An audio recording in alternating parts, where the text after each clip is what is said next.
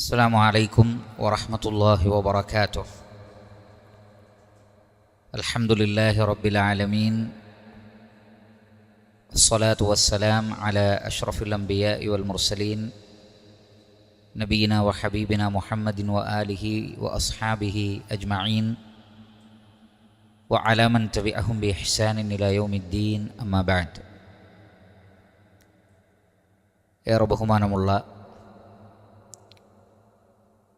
സത്യവിശ്വാസികളെ, സഹോദരങ്ങളെ, പരിശുദ്ധ ഖുർആനിൻ്റെ പഠിതാക്കളെ, അൽഹംദുലില്ലാഹ്, അല്ലാഹു സുബ്ഹാനഹു വ തആലയുടെ അപാരമായ അനുഗ്രഹത്താൽ പരിശുദ്ധ റമദാൻ മാസത്തിന് ശേഷം പരിശുദ്ധ ഖുർആനിൽ നിന്നുള്ള പുതിയ ഒരു അധ്യായം നാം പഠിക്കുവാൻ പോവുകയാണ്. ഇൻഷാ അല്ലാഹ് പരിശുദ്ധ ഖുർആനിലെ 59-ാം അധ്യായം സൂറത്തു അൽ ഹശ്ർ. മദീനയിലാണ് ഈ അധ്യായം അവതരിപ്പിക്കപ്പെടുന്നത്. 24 ആയത്തുകളാണ് ഈ അധ്യായത്തിലുള്ളത്. രണ്ടാമത്തെ ആയത്തിൽ വന്നിട്ടുള്ള മദീനയിലുണ്ടായിരുന്ന ബനൂ നദീർ എന്ന് പറയുന്ന ഗോത്രത്തെ ഷാമിലേക്കും മറ്റും നാട് കടത്തിയ സംഭവം, ആ നാട് കടത്തുക എന്ന അർത്ഥമുള്ള വേർഡാണ് അൽ ഹശ്ർ. അപ്രകാരം പറഞ്ഞവരുണ്ട്. അതേസമയത്ത് ഷാമിൽ ഒരുമിച്ച് കൂട്ടുക, മഹ്ഷർ. നമുക്കറിയാം, സ്വഹീഹായ ഹദീസുകളിൽ സ്ഥിരപ്പെട്ടത് മഹ്ഷറിൻ്റെ ആരംഭം ഷാമിലാണ്. ജനങ്ങളെ മുഴുവൻ നാനാഭാഗങ്ങളിൽ നിന്നും തെളിച്ചു കൊണ്ടുവരുന്നത് ഷാമിലേക്കാണ്. മഹ്ഷറിലേക്ക് കൊണ്ടുവരുന്നത് ഖിയാമത്ത് നാളിന് മുമ്പ് ഒരു തീയാണ് ജനങ്ങളെ മഹ്ഷറിലേക്ക് തെളിച്ചു കൊണ്ടുവരിക. ആ തീ തെളിച്ചു കൊണ്ടുവരും, അവരുടെ കൂടെ തന്നെ ഉണ്ടാകും. അങ്ങനെ ഷാമിലേക്കാണ് ആദ്യത്തെ ഒരുമിച്ച് കൂട്ടൽ നടക്കുന്നത്. ഈ രണ്ടാമത്തെ മഹ്ഷറിന് മുമ്പുള്ള ഹശ്റാണ് ഇത്, ഒന്നാമത്തെ ഹശ്ർ. അതുകൊണ്ടാണ് ലി അവ്വലിൽ ഹശ്ർ എന്ന് ഈ ആയത്തിലുണ്ട്, ആദ്യത്തെ ഒരുമിച്ച് കൂട്ടൽ. ആ അർത്ഥമാണ് ധാരാളം മുഫസ്സിരീങ്ങൾ രേഖപ്പെടുത്തിയിട്ടുള്ളത്. രണ്ടാണെങ്കിലും ഈ കാരണം കൊണ്ടാണ് സൂറത്തു അൽ ഹശ്ർ എന്ന് ഇതിന് പേര് നൽകപ്പെട്ടിട്ടുള്ളത്.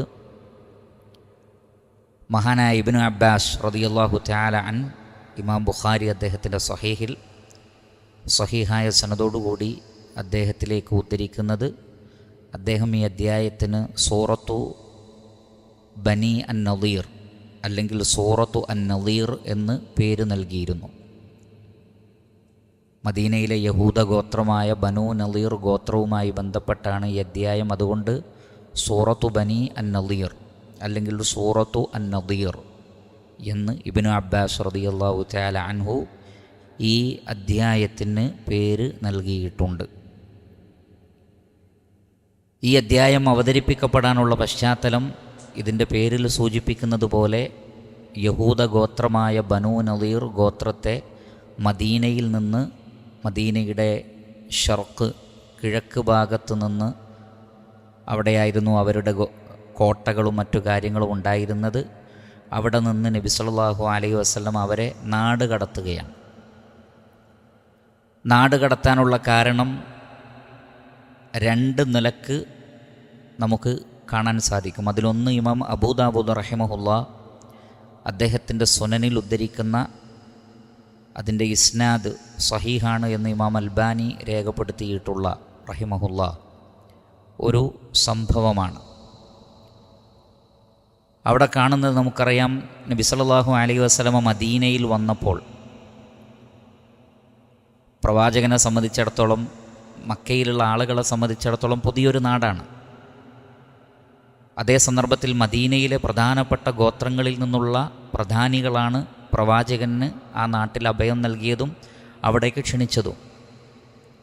അതുകൊണ്ട് തന്നെ മദീനയിലെത്തിയ റസൂലുള്ളാഹി സ്വല്ലല്ലാഹു അലൈഹി വസല്ലമ മദീനയിലെ വ്യത്യസ്ത ഗോത്രങ്ങളുമായി കരാറിലായിരുന്നു. കാരണം വ്യത്യസ്ത വിഭാഗങ്ങൾ ഒരു നാട്ടിൽ ഒരുമിച്ച് കൂടുമ്പോൾ അവർ തമ്മിൽ പരസ്പരമായ ധാരണയും കരാറുകളും സമാധാന പത്രികകളും അതേപോലെയുള്ള ഒരുപാട് വിഷയങ്ങളുണ്ടാകും. മദീനയിലെ ഓരോ ഗോത്രങ്ങളുമായും നബി സല്ലല്ലാഹു അലൈഹി വസല്ലമ കരാറിലായിരുന്നു. യഹൂദ ഗോത്രങ്ങളുമായും ആ കരാറിൽ ഉണ്ടായിരുന്നു. ഈ കരാറുകളൊക്കെ ഇടയ്ക്കിടയ്ക്ക് ലംഘിക്കുന്നവരായിരുന്നു യഹൂദന്മാർ.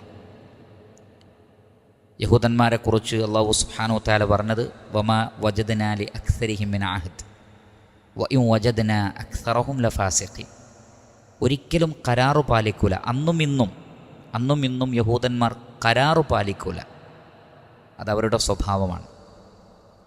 അതൊരു രാഷ്ട്രത്തെ സംബന്ധിച്ചിടത്തോളം വലിയ ഭീഷണിയാണത്. ഒരു രാജ്യത്തിൻ്റെ സമാധാനത്തെ ഇല്ലാതെയാക്കുന്നതാണ് ഇത്തരത്തിലുള്ള കരാർ ലംഘനങ്ങൾ. അതുകൊണ്ട് തന്നെ യഹൂദ ഗോത്രങ്ങളുമായിട്ടുള്ള കരാറ് ബനൂ നളീർ ഗോത്രവുമായിട്ടും ഉണ്ടായിരുന്നു. നമ്മളിവിടെ പരസ്പരം സഹകരിക്കണം. പുറമെയുള്ള ആളുകൾക്ക് സഹകരണം നൽകരുത്. നമ്മെ യുദ്ധം ചെയ്യാൻ ആര് വന്നാലും, അത് മക്കയിലുള്ളവർ വന്നാലും അതല്ലാത്ത രാഷ്ട്രങ്ങളിൽ നിന്ന് വന്നാലും നാം ഒറ്റക്കെട്ടായി നിൽക്കണം. യുദ്ധച്ചെലവുകൾ നാം എല്ലാവരും കൂടി ഒരുമിച്ച് വഹിക്കണം. മുസ്ലിങ്ങളും യഹൂദന്മാരുമൊക്കെ മദീനയ്ക്ക് എതിരെ ഒരു ടീം വന്നാൽ അവിടെ മതം നോക്കണ്ട. യഹൂദനും മുസ്ലിമുമൊക്കെ ഒരുമിച്ച് നിന്ന് പോരാടണം. യുദ്ധച്ചെലവുകൾ വരെ നമ്മൾ ഭാഗിച്ചെടുക്കണം. അങ്ങനെയുള്ള പല നിലക്കുമുള്ള കരാറുകൾ ഉണ്ടായിരുന്നു. അപ്പോൾ മക്കയിൽ നിന്ന് അബൂജഹലും കൂട്ടരും ഒരു കത്തെഴുതി യഹൂദ ഗോത്രങ്ങൾക്ക്. അതിൽ ബനൂ നളീർ ഗോത്രത്തിനും ആ കത്തുണ്ട്. എന്താണ് കത്ത്? ഇമാം അബൂദാവൂദിൻ്റെ റിവായത്തിലുള്ളത്, ഞങ്ങളുടെ കുറച്ച് ആളുകൾ അവിടേക്ക് വന്നിട്ടുണ്ട്.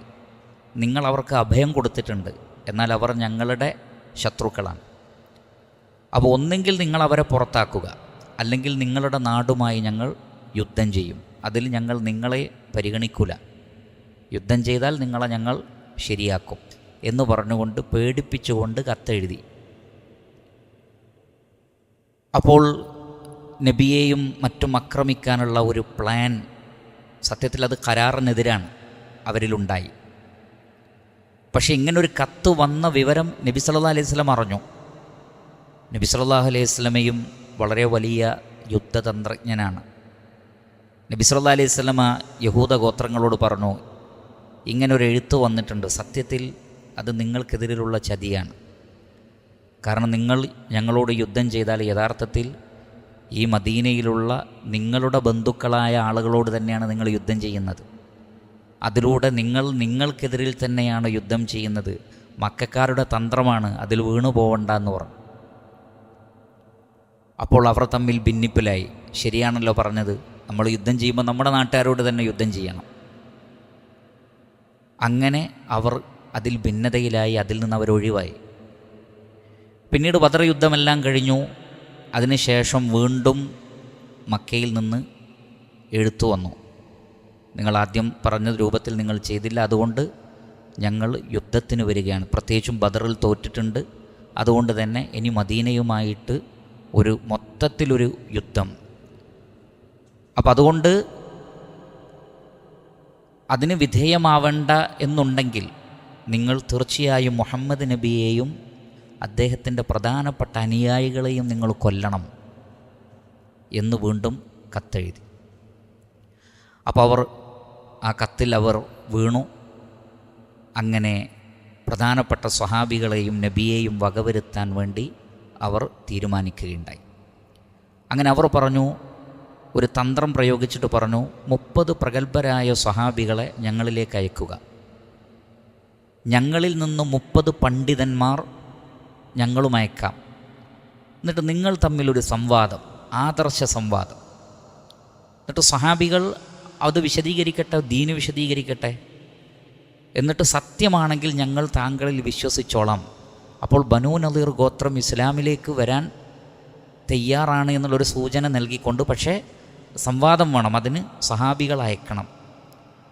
പക്ഷേ അൽഹംദുലില്ലാ പ്രവാചകൻ സല്ലല്ലാഹു അലൈഹി വസല്ലമക്ക് വഹയുണ്ട്. വഹയിലൂടെ അവരുടെ ചതിയെക്കുറിച്ച് റസൂലുള്ളാഹിക്ക് മനസ്സിലായി. അള്ളാഹുവിൻ്റെ റസൂൽ സൈന്യത്തെയാണ് അയച്ചത്, കുതിരപ്പടയെയാണ് അയച്ചത് ബനൂ നളീർ ഗോത്രത്തിൻ്റെ അടുത്തേക്ക്, സംവാദത്തിനല്ല. കാരണം അവരുടേത് ചതിയാണെന്ന് റസൂലുള്ളാഹിക്ക് വിവരം കിട്ടി. പ്രവാചകൻ യുദ്ധത്തിനു മുമ്പ് അവരോട് കീഴടങ്ങാൻ പറഞ്ഞു, കരാറിൽ ഏർപ്പെടാൻ പറഞ്ഞു. അവർ കൂട്ടാക്കിയില്ല.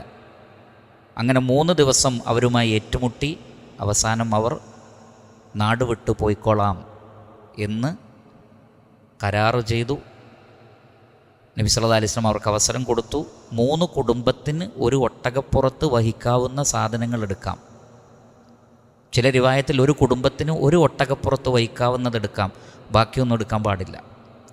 എന്നാൽ സ്വഹീഹായ പല റിവായത്തിലും 3 കുടുംബക്കാർക്ക് ഒരു ഒട്ടകപ്പുറത്ത് വഹിക്കാവുന്നതും സാധാരണ കയ്യിൽ കരുതുന്ന ആയുധവും, ഒരു യുദ്ധത്തിനാവശ്യമായ ആയുധങ്ങളല്ല, സാധാരണ അറബികൾ കയ്യിൽ കരുതുന്ന ആയുധം അവർക്കെടുക്കാം. അങ്ങനെ അവരോട് മദീന വിട്ടു പോയിക്കൊള്ളാൻ പറഞ്ഞു.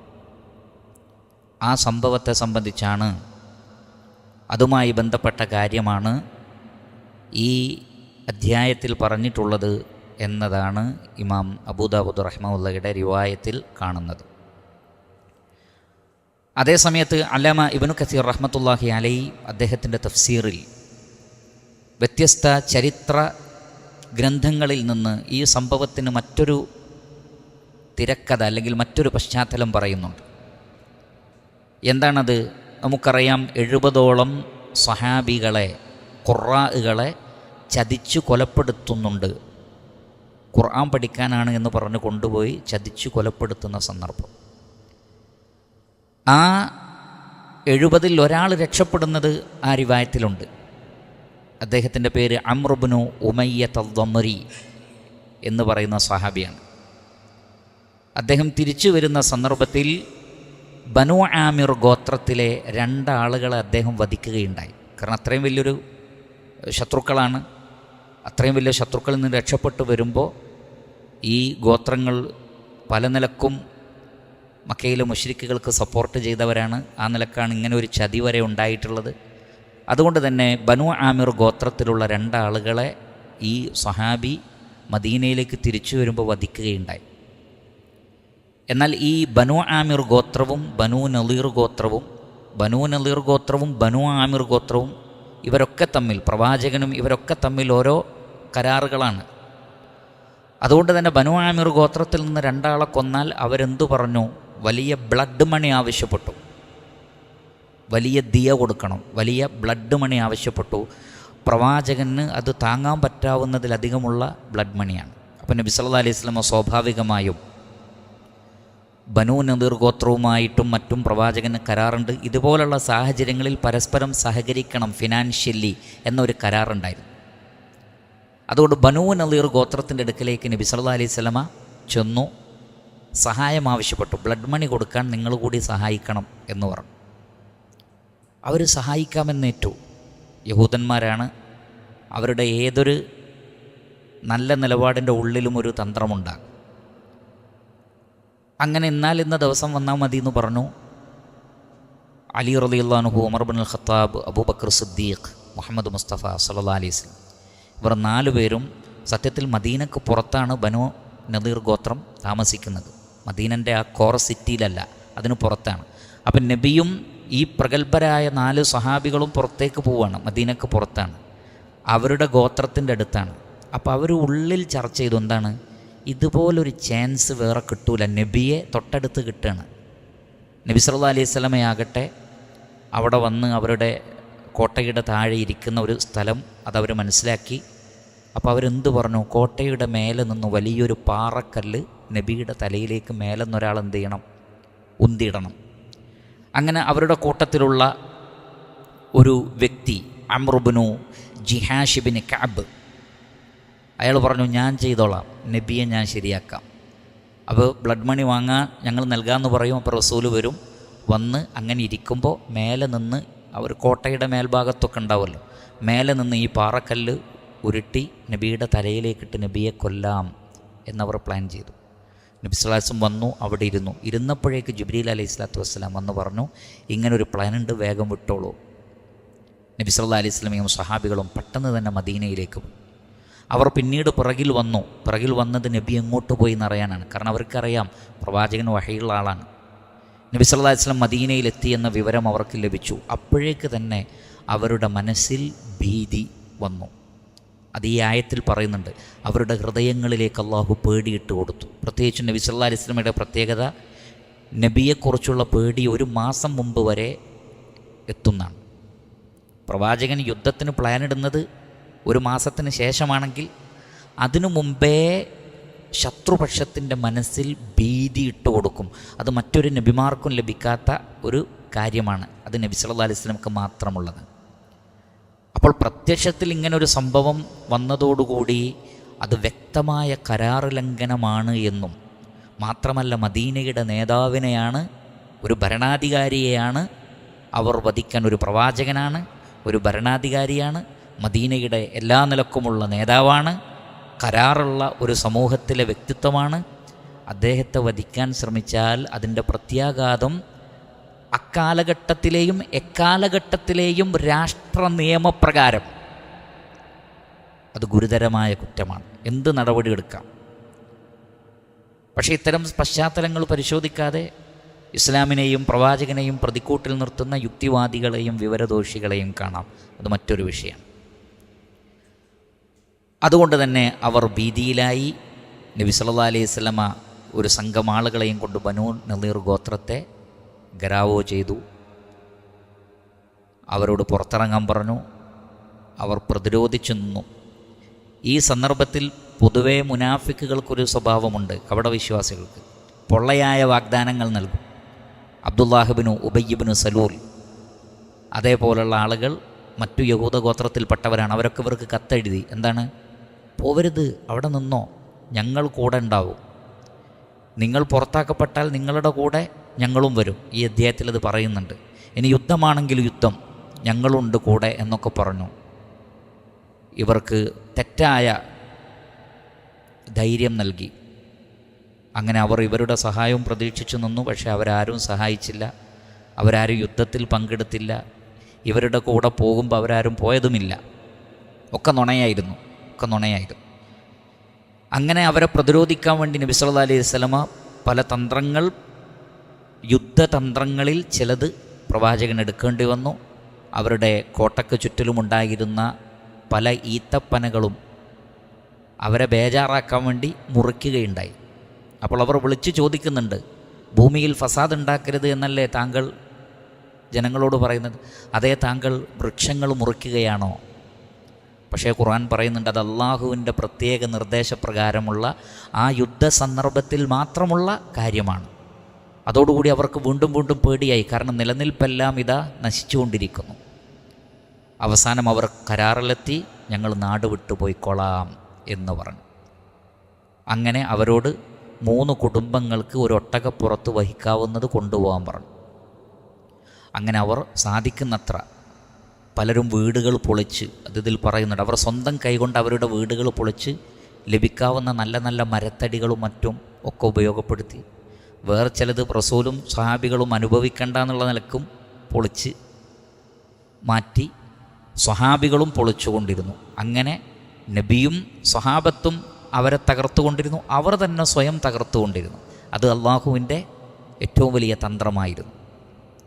അങ്ങനെ അവരിൽ ഒരു കൂട്ടർ ഖൈബറിലേക്ക് പലായനം ചെയ്തു. എന്നാൽ മഹാഭൂരിപക്ഷവും ഷാമിലേക്കാണ് പലായനം ചെയ്തത്. ആ ഷാമിലേക്ക് അവരെ ഒരുമിച്ച് കൂട്ടി, യഹൂദന്മാരെ ഒരുമിച്ച് കൂട്ടി. അതുകൊണ്ടാണ് അതിനെ അവ്വലുൽ ഹശ്ർ എന്ന് പറഞ്ഞത്. കാരണം ഷാമിൽ മറ്റൊരു മഹ്ശർ ഖിയാമത്ത് നാളിൻ്റെ തൊട്ടുമുമ്പ് വരാനുണ്ട്. ഇത് ആദ്യത്തത്, ഇനി രണ്ടാമത്തത് വരാനുണ്ട്. വേറെ ചിലർ പറഞ്ഞതുപോലെ ഇത് ആദ്യത്തെ നടപടി, വീണ്ടും യഹൂദർക്കെതിരിൽ വീണ്ടും രണ്ടാമതൊരു നടപടി കൂടി ഉണ്ട്. ബനു ഖുറൈള ഗോത്രത്തിനെതിരിൽ, ബനു ഖൈനുഖാ ഗോത്രത്തിനെതിരിൽ മൊത്തത്തിൽ യഹൂദന്മാരുമായി ബന്ധപ്പെട്ടുള്ള മദീനയിൽ നിന്ന് അവരെ പുറത്താക്കണമെന്നുള്ള പ്രവാചകൻ്റെ നിർദ്ദേശം. അതിനു മുമ്പുള്ള ആദ്യത്തെ നാടുകടത്തലാണ് എന്ന അർത്ഥവും നൽകപ്പെട്ടിട്ടുണ്ട്. അല്ലാഹു തബാറക വ തആല ആലം. ഇതാണ് ഈ അധ്യായത്തിൻ്റെ പശ്ചാത്തലം. അതുകൊണ്ടാണ് ഈ അധ്യായത്തിന് സൂറത്തു ബനി അൻ-നളീർ അല്ലെങ്കിൽ സൂറത്തു അൻ-നളീർ എന്ന് പേര് നൽകപ്പെട്ടത്. സൂറത്തുൽ ഹശ്ർ എന്നും ഇതിന് പേര് നൽകപ്പെട്ടിട്ടുണ്ട്. മദീനയിൽ അവതരിപ്പിക്കപ്പെട്ട പരിശുദ്ധ ഖുർആനിലെ 59-ാം അധ്യായം 24 വചനങ്ങളാണ് അതിലുള്ളത്. ഈ അധ്യായത്തിലേക്ക് നമുക്ക് പ്രവേശിക്കാം. അഊദു ബില്ലാഹി മിനശ് ശൈത്വാനിർ റജീം. ബിസ്മില്ലാഹിർ റഹ്മാനിർ റഹീം. സബ്ബഹ ലില്ലാഹി മാ ഫിസ് സമാവാതി വമാ ഫിൽ അർദ് വഹുവൽ അസീസുൽ ഹകീം.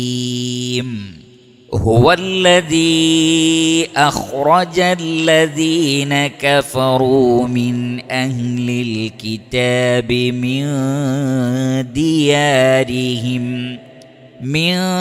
ديارهم لأول الحشر ما ظننتم أن يخرجوا وظنوا أنهم مانعتهم حصونهم من الله فأتاهم الله من حيث لم يحتسبوا وقذف في قلوبهم الرعب يخربون بيوتهم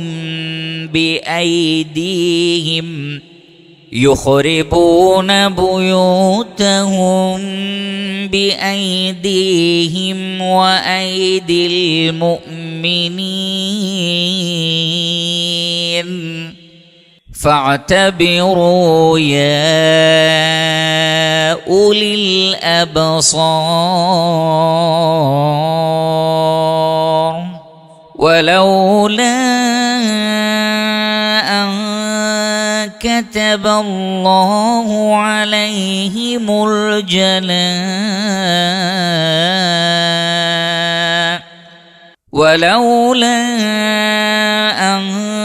كتب الله عليهم الجلاء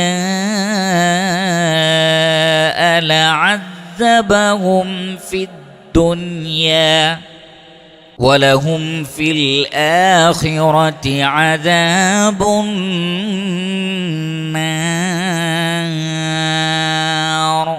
സബ്ബഹ ലില്ലാഹ്. സബ്ബഹ എന്ന് പറഞ്ഞാൽ തസ്ബീഹ്, മിനത്ത് തസ്ബീഹ്. സബ്ബഹ യുസബ്ബിഹു തസ്ബീഹൻ. പരിശുദ്ധിയെ വാഴ്ത്തുന്നതിനാണ് സബ്ബഹ എന്ന് പറയുക. അതേ സന്ദർഭത്തിൽ സജദ വഖളഅ, സുജൂദിലായി, കീഴ്പ്പെട്ടു, കീഴൊതുങ്ങി എന്ന അർത്ഥവുമുണ്ട്. അപ്പോൾ സബ്ബഹ ലില്ലാഹ്, അള്ളാഹുവിന് കീഴ്പ്പെട്ടുകൊണ്ട് അവൻ്റെ പരിശുദ്ധിയെ വാഴ്ത്തുന്നു. മാ ഫിസ് സമാവാതി, ആകാശങ്ങളിലുള്ളതെല്ലാം, ജീവനുള്ളതും ഇല്ലാത്തതും, ആത്മാവുള്ളതും അല്ലാത്തതും, ബുദ്ധിജീവികളും അല്ലാത്തതും. ഇതാണ് മാ ഫിസ് സമാവാതി, ആകാശങ്ങളിലുള്ളതെല്ലാം. വമാ ഫിൽ അർദി, ഭൂമിയിലുള്ളതെല്ലാം, ചെറുതും വലുതുമായ എല്ലാം, പ്രതിഭാസങ്ങളും വികാരങ്ങളടക്കമെല്ലാം അള്ളാഹുവിന് തസ്ബീഹ് ചെയ്യുന്നു. വഇൻ മിൻ ഷൈഇൻ ഇല്ലാ യുസബ്ബിഹു ബിഹംദിഹി, അള്ളാഹുവിനെ സ്തുതിച്ചുകൊണ്ട് അവൻ്റെ പരിശുദ്ധിയെ വാഴ്ത്താത്ത ഒന്നുമില്ല. വഹുവ, അവൻ അള്ളാഹു സുബ്ഹാനഹു വ തആല അൽ അസീസ്, പ്രതാപിയാണ്. ഐ ദു അൽ ഇസ്സ, പ്രതാപമുള്ളവൻ, അഥവാ ആർക്കും തോൽപ്പിക്കാൻ കഴിയാത്തവനും കഠിനമായ ശിക്ഷാ നടപടി സ്വീകരിക്കുന്നവൻ.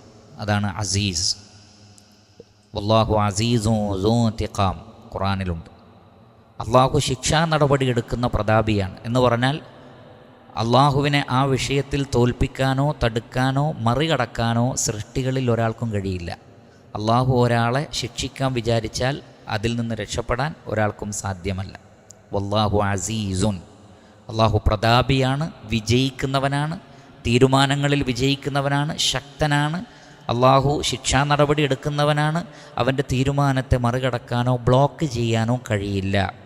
അതേ സമയത്ത് അൽ ഹക്കീം, ഐ ദു അൽ ഹിക്മ, അവൻ ഹിക്മത്തുള്ളവനാണ്, അഗാധജ്ഞനാണ്, ചെയ്യേണ്ട കാര്യങ്ങൾ മാത്രം ചെയ്യേണ്ട രൂപത്തിൽ ചെയ്യുന്നവനാണ്. അവൻ എന്തൊരു കാര്യം തീരുമാനിച്ച് നടപ്പിൽ വരുത്തുന്നതും വ്യക്തമായ ഹിക്മത്തിൻ്റെ അടിസ്ഥാനത്തിലാണ്, അറിവിൻ്റെ അടിസ്ഥാനത്തിലാണ്. ചെയ്യേണ്ടതേ ചെയ്യുള്ളൂ. അവൻ്റെ അമലുകളിലൊന്നും ബാത്തിലല്ല. അതുകൊണ്ട് ഏതൊരു ജനതയെ അവൻ പിടികൂടുമ്പോഴും അതിൽ ഹിക്മത്തുണ്ട്, സമൂഹത്തിന് നന്മയുണ്ട്, ഗുണപാഠങ്ങളുണ്ട്.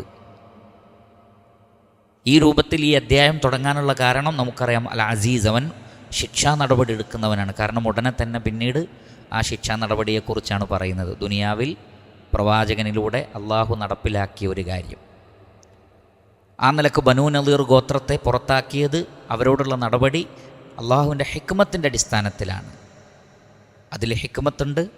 യഹൂദരെ അവിടെ നിന്ന് പുറത്താക്കിയതിൽ ഹിക്മത്തുണ്ട്. അതോടൊപ്പം അള്ളാഹു സുബ്ഹാനഹു വ തആല കാര്യം തീരുമാനിച്ചാൽ അവരുടെ കോട്ടകൾക്കോ അവരുടെ സഖ്യകക്ഷികൾക്കോ ഒന്നും തന്നെ അവരെ ഒരു നിലക്കും സഹായിക്കാൻ സാധ്യമല്ല. കാരണം അള്ളാഹു അസീസാണ്. ഈ നിലക്കുള്ള പ്രപഞ്ചം മുഴുവൻ അള്ളാഹുവിന് കീഴ്പ്പെടുകയും അവനെ വാഴ്ത്തുകയും ചെയ്യുന്നു. അതിൽ നിന്ന് ആരും മുക്തരല്ല തുടങ്ങി റഹ്മാനായ റബ്ബിൻ്റെ ഔന്നിത്യവും മഹത്വവും ഉദ്ഘോഷിച്ചുകൊണ്ടാണ് ഈ അധ്യായം ആരംഭിക്കുന്നത്. ശേഷം പ്രതാപിയും മഗാധജ്ഞനുമായ അല്ലാഹു സുബ്ഹാനഹു വ തആലയുടെ പ്രവൃത്തിയെ സംബന്ധിച്ച് പറയുകയാണ്. ഹുവ, അവൻ, അല്ലദീ, ഒരുവനാണ്, അഖ്റജല്ലദീന കഫറൂ മിൻ അഹ്ലിൽ കിതാബ്, വേദക്കാരിൽപ്പെട്ട നിഷേധികളെ പുറത്തു കൊണ്ടുപോയി. അഖ്റജ യുഖ്റിജു ഇഖ്റാജൻ, പുറത്താക്കുക. മിൻ അഹ്ലിൽ കിതാബ്, വേദക്കാരിൽ നിന്ന്. എവിടെ നിന്ന് പുറത്താക്കി? മിൻ ദിയാരിഹിം, അവരുടെ ദാറുകളിൽ നിന്ന്, അവരുടെ വീടുകളിൽ നിന്ന്. ദാറിൻ്റെ ജംആണ് ദിയാർ. അവരുടെ വീടുകളിൽ നിന്ന്, അവരുടെ കോട്ടകളിൽ നിന്ന് അല്ലാഹു സുബ്ഹാനഹു വ തആല അവരെ പുറത്താക്കി. ലി അവ്വലിൽ ഹശ്ർ, ആദ്യത്തെ അൽ ഹശ്റിൽ. അതാണ് ആ അവ്വലുൽ ഹശ്ർ, ആദ്യത്തെ പുറത്താക്കലിൽ എന്നും ആദ്യത്തെ ഒരുമിച്ച് കൂട്ടലിൽ എന്നും അർത്ഥമുണ്ട്. ലി അവ്വലിൽ ഹശ്ർ. കാരണം ഒരു സ്ഥലത്തേക്ക് ഒരുമിച്ച് കൂട്ടുമ്പോൾ മറ്റൊരു സ്ഥലത്ത് നിന്ന് അവരെന്ത് ചെയ്യും? സ്വാഭാവികമായും പുറത്താവും. സ്വന്തം നാട്ടിൽ നിന്ന് മറ്റൊരു സ്ഥലത്തേക്ക് ഒരുമിച്ച് കൂടുമ്പോൾ അപ്പോൾ അത് രണ്ട് അർത്ഥവും വിരോധമില്ലാത്തതാണ്. ലി അവ്വലി അൽ ഹശ്ർ. മാ വനന്തും അൻ യഖ്റുജു, മാ വനന്തും, നിങ്ങൾ കരുതിയില്ല. വന്ന യളുന്നു വന്നൻ, മാ വനന്തും, നിങ്ങൾ കരുതിയില്ല. അഥവാ മുസ്ലിമീങ്ങളെ, വിശ്വാസികളെ, സഹാബത്തെ നിങ്ങൾ കരുതിയില്ല. അൻ യഖ്റുജു, അവർ പുറത്തു പോകുമെന്ന്. വവന്നു, അവരും വിചാരിച്ചു.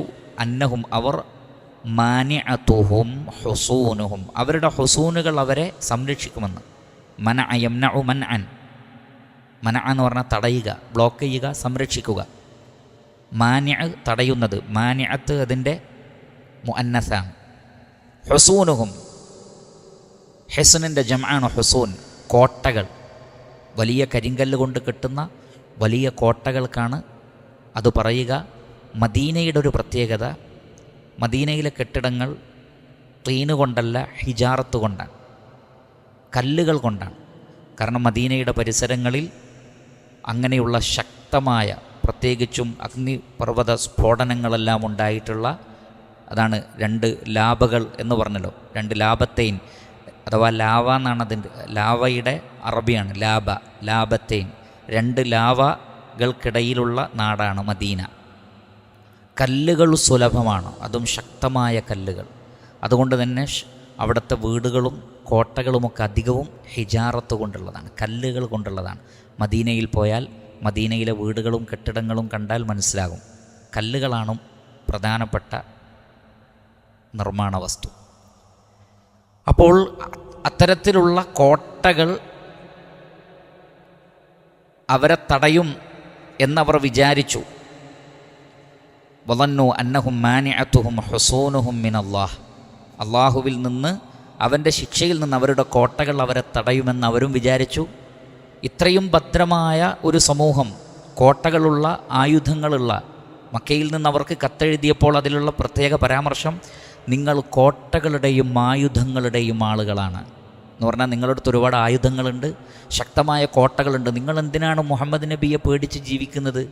പിടിച്ച് പുറത്താക്കൂ എന്നുള്ള നിലക്കൊക്കെ ആയിരുന്നു അവരുടെ കത്ത്. പക്ഷേ റബ്ബിൻ്റെ അടുത്ത് അതൊന്നും നടക്കൂല. ഫഅതാഹുമുല്ലാഹ്, അപ്പോൾ അള്ളാഹു അവരുടെ അടുക്കലേക്ക് ചെന്നു. അതായതി ഇതിയാനൻ ഫഅതാഹുമുല്ലാഹ് മിൻ ഹൈസു ലം യഹ്തസിബു, അവർ കണക്കാക്കാത്ത രൂപത്തിൽ. യഹ്തസബ യഹ്തസിബു ഇഹ്തിസാബൻ, അവർ കണക്കാക്കാത്ത രൂപത്തിൽ അള്ളാഹു അവരിലേക്ക് ചെന്നു. വഖദഫ ഫീ ഖുലൂബിഹിമുർ റുഅബ, ഖദഫ യഖ്ദിഫു ഖദ്ഫൻ, ഖദഫ എന്ന് പറഞ്ഞാൽ ഇട്ട് കൊടുക്കുക, റമ. ഖദഫ എന്ന് പറഞ്ഞാൽ റമ, എറിയുക, ഇട്ട് കൊടുക്കുക. ഖദഫ യഖ്ദിഫു ഖദ്ഫൻ.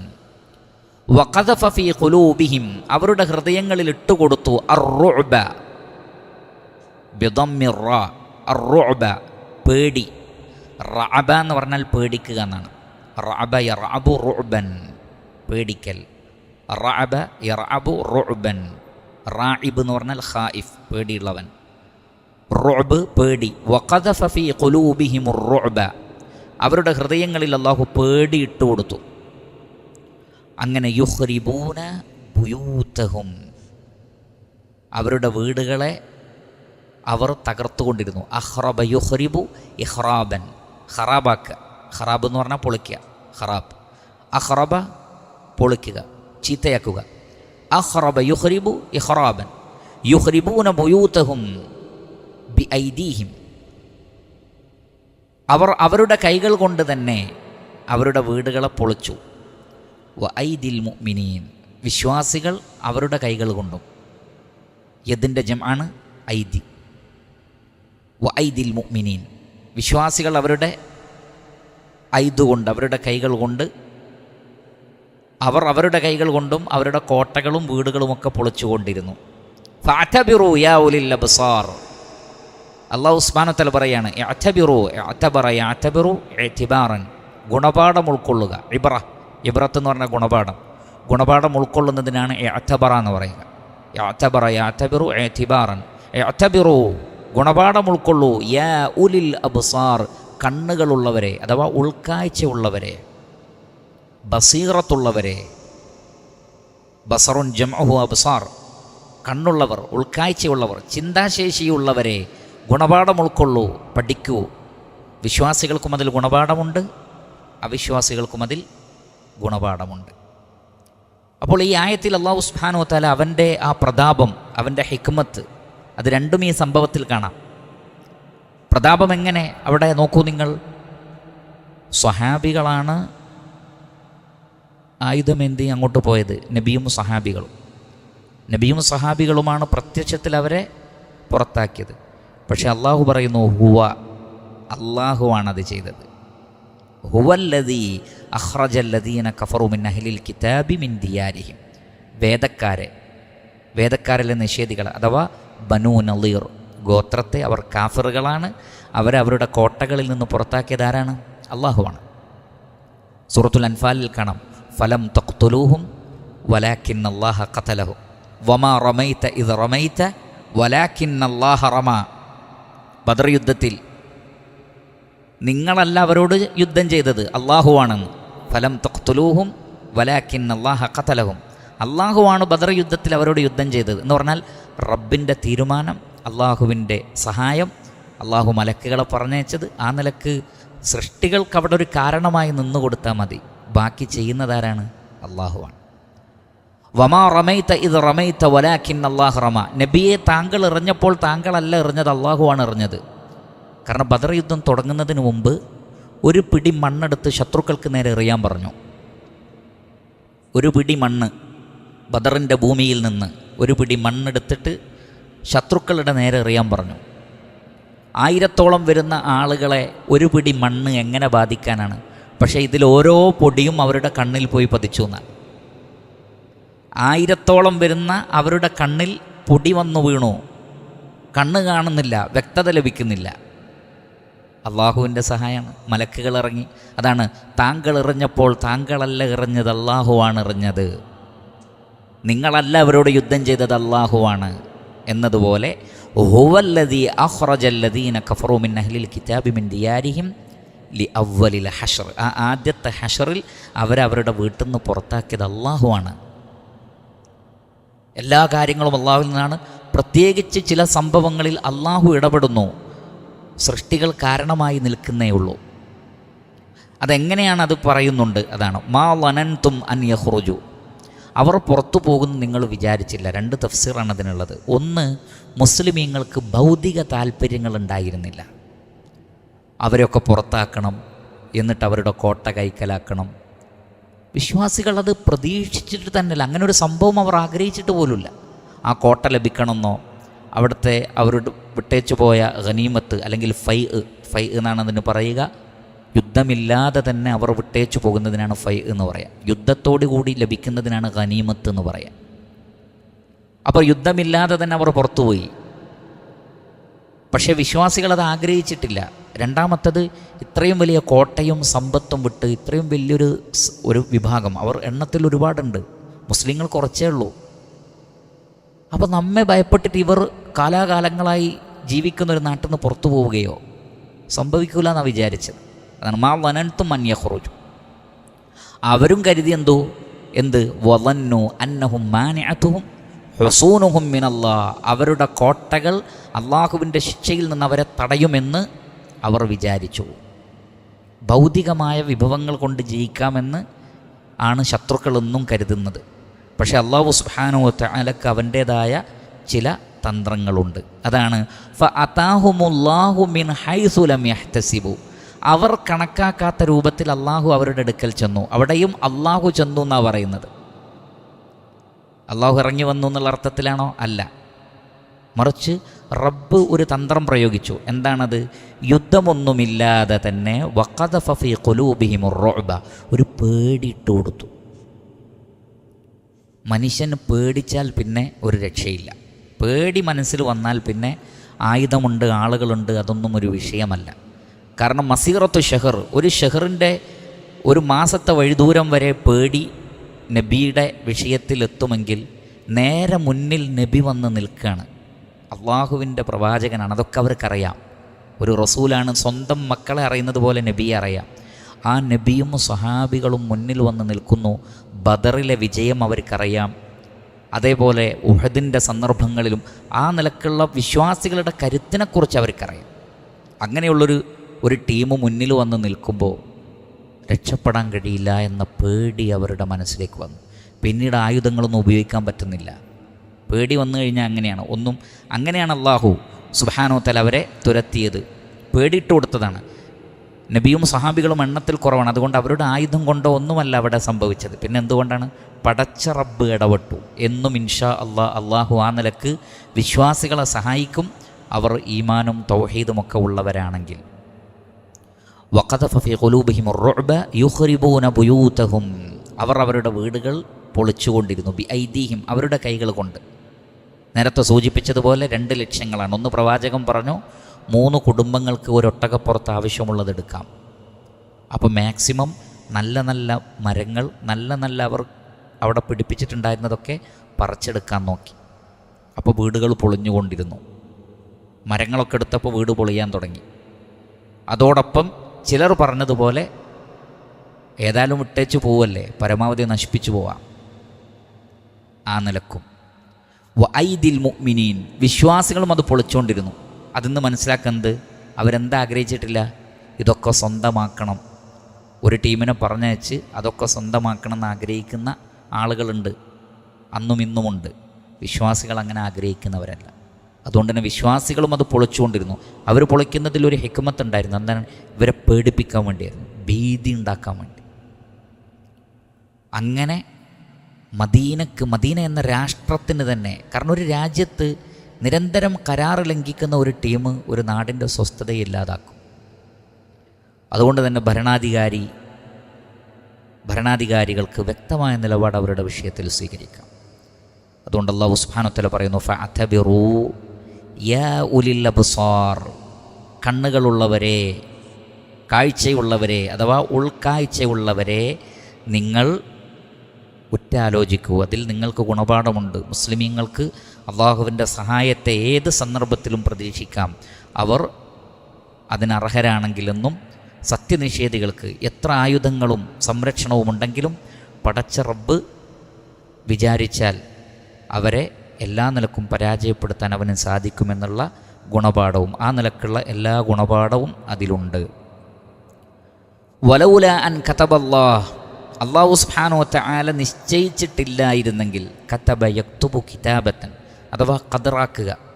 ഇവിടെ ഉദ്ദേശിക്കുന്നത് ഹാദിഹിൽ കിതാബ ഫിൽ ലൗഹിൽ മഹ്ഫൂദ്, ലൗഹുൽ മഹ്ഫൂദിൽ അല്ലാഹു നേരത്തെ തന്നെ രേഖപ്പെടുത്തിയിട്ടില്ലായിരുന്നെങ്കിൽ, വലൗ ലാ അൻ കതബല്ലാഹു അലൈഹിം, അവരുടെ മേൽ എന്ത്, അൽ ജലാ, ജലാ യജ്ലു, ജലാ എന്ന് പറഞ്ഞാൽ പുറത്തു പോവുക, പുറത്താവുക, രണ്ടർത്ഥവുമുണ്ട്. ജലാ യജ്ലു ജലാഅൻ, പുറത്താക്കുക, നാട് കടത്തുക. ഐ ജലാഹു അനിൽ ബലദ് അഖ്റജഹു മിൻഹു, ഒരു നാട്ടിൽ നിന്ന് പുറത്താക്കുന്നതിനാണ് ജലാ എന്ന് പറയാം. അപ്പോൾ ഒരു നാട്ടിൽ നിന്ന് പുറത്തു പോവുക, പുറത്താവുക. അങ്ങനെ മദീനയിൽ നിന്ന് പുറത്താക്കപ്പെടുക എന്നതാണ് അവരുടെ വിഷയത്തിലുള്ള അള്ളാഹുവിൻ്റെ തീരുമാനം ലൗഹുൽ മഹ്ഫൂദിൽ രേഖപ്പെടുത്തിയത് റഹ്മാനായ റബ്ബ്. കാരണം നേരത്തെ പറഞ്ഞു അള്ളാഹു ഹക്കീമാണ്, അസീസാണ്, ഹക്കീമാണ്. അപ്പോൾ അള്ളാഹുവിൻ്റെ തീരുമാനപ്രകാരമാണ് കാര്യങ്ങൾ നടക്കുന്നത്. അപ്പോൾ ഇവരുടെ വിഷയത്തിൽ റബ്ബിൻ്റെ മുൻകൂട്ടിയുള്ള ഹിക്മത്ത്, അള്ളാഹുവിൻ്റെ ഇൽമ് എന്താണ്, അവരെ പുറത്താക്കുക എന്നുള്ളതാണ്. അങ്ങനെയല്ലായിരുന്നെങ്കിൽ ലഅദ്ദബഹും ഫിദ്ദുനിയ, അദ്ദബ യുഅദ്ദിബു തഅദീബ, ദുനിയാവിൽ വെച്ച് തന്നെ അള്ളാഹു അവരെ ശിക്ഷിക്കുമായിരുന്നു. ഒന്നുകിൽ ബന്ദികളാക്കി പിടിക്കപ്പെടുക, അല്ലെങ്കിൽ കൊല്ലപ്പെടുക. വേറെ ചില ഗോത്രങ്ങളുടെ വിഷയത്തിൽ അതുണ്ടായിട്ടുണ്ട്, നമുക്ക് പിന്നീട് പഠിക്കാം ഇൻഷാ അല്ലാഹ്. അപ്പോൾ കൊല്ലപ്പെടുന്നതിൽ നിന്നും ബന്ദികളാക്കപ്പെടുന്നതിൽ നിന്നും അത്തരത്തിലുള്ള ദുനിയാവിൻ്റെ ശിക്ഷ ഉടനെ തന്നെ അവർക്ക് നൽകുമായിരുന്നു. പക്ഷേ അള്ളാഹു ഇവരുടെ കാര്യത്തിൽ മറ്റൊരു ശിക്ഷയാണെന്ത്, സ്വന്തം നാടും വീടൊക്കെ വിട്ട് സമ്പത്തൊക്കെ വിട്ട് മറ്റൊരു നാട്ടിലേക്ക് പോയിക്കൊള്ളുക. വലഹും ഫിൽ ആഖിറതി അദാബുന്നാർ, അതേ സമയത്ത് വലഹും അവർക്കുണ്ട് ഫിൽ ആഖിറതി പരലോകത്ത് അദാബുന്നാർ നരകശിക്ഷയുണ്ട്. അപ്പോൾ ദുനിയാവിൽ ഇതാണ് അവസ്ഥ. പക്ഷേ അതിൻ്റെ അർത്ഥം പരലോകത്ത് അവർക്ക് നന്മയുണ്ടാകുമെന്നല്ല, പരലോകത്താണ് അവർക്കുള്ള ശിക്ഷ അള്ളാഹു സുബ്ഹാനഹു ഒരുക്കി വെച്ചത്. അപ്പോൾ ഓരോരുത്തർക്കും അള്ളാഹു ഖദറാക്കിയിട്ടുണ്ട്. ആ ഖദറാക്കിയ ലൗഹുൽ മഹ്ഫൂദിലുള്ള കാര്യമനുസരിച്ചാണ് ഇവിടെ കാര്യങ്ങൾ നടക്കുന്നത്.